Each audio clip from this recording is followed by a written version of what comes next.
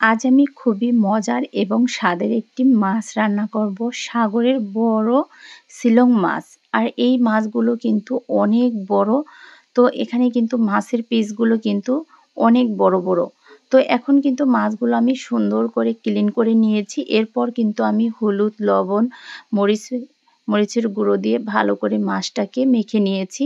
এরপর এখানে আমি রান্নার প্রসেসে চলে এসেছি। প্যানটা বসিয়ে দিয়ে দিয়েছি সর্ষের তেল। তেলের মধ্যে এখানে আমি অ্যাড করে দিয়েছি একটু লবণ। তো লবণটা দিয়ে কিন্তু আমি সবসময় মাছটা ভেজে নিই। আর তেলের সাথে কিন্তু লবণটা দিলে মাছটা ভাজতে খুবই সুবিধা হয়। প্রত্যেকটা মাছ কিন্তু সুন্দর মতো প্যান থেকে উঠে আসে। আসসালামু আলাইকুম, আমি রুমানা নতুন আরও একটি রেসিপি নিয়ে চলে এসেছি। তো এরপর কিন্তু আমি সম্পূর্ণ মাছগুলো এভাবে দিয়ে দিয়েছি। এখন আমি প্রত্যেকটা মাছ এভাবে সুন্দর করে উল্টিয়ে পাল্টিয়ে ভেজে নিব। তো মাছগুলো কিন্তু ভাজা সম্পূর্ণ শেষ। এখন আমি সবগুলো মাছ এভাবে একটি প্লেটে তুলে নিয়েছি।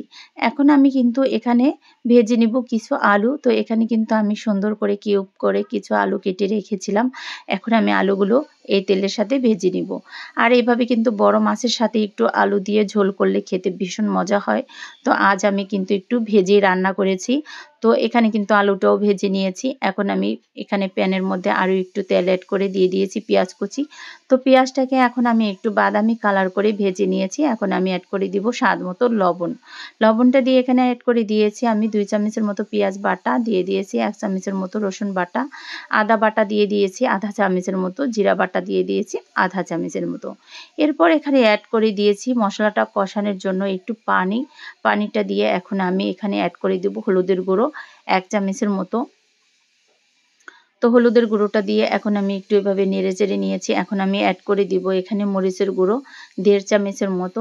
তো দিয়ে এখন এইভাবে কিন্তু আমি এক এক করে সম্পূর্ণ মশলাগুলো অ্যাড করে দিয়েছি। এখন আমি এখানে অ্যাড করে দিব কাঁচামরিচ ফালি করা। এখানে কিছু কাঁচামরিচ অ্যাড করে দিয়েছি। দিয়ে কিন্তু এখন আমি মশলাটা সুন্দর করে এভাবে কষিয়ে নিয়েছি। তো সম্পূর্ণ মশলা থেকে তেল ছেড়ে দিয়েছে। এখন আমি যে আলুগুলো ভেজে রেখেছিলাম সম্পূর্ণ আলুগুলো কিন্তু আমি এভাবে মশলার সাথে দিয়ে সুন্দর করে কষিয়ে নেব।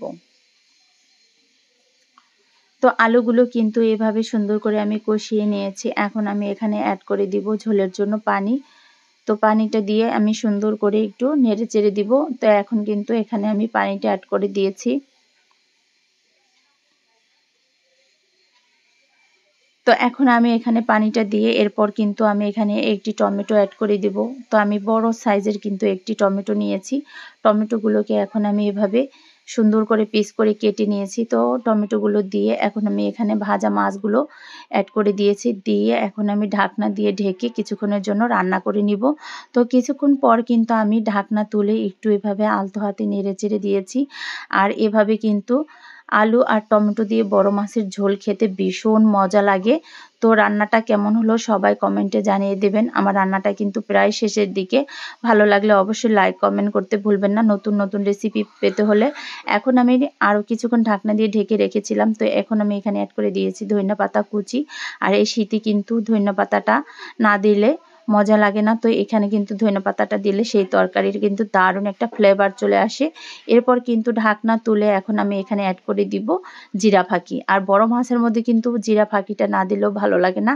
আর এই জিরা ফাঁকিটা দিলে কিন্তু খেতে ভীষণ মজা লাগে। তো রান্নাটা কিন্তু সম্পূর্ণই শেষ। এখন আমি কিন্তু নামিয়ে নিব।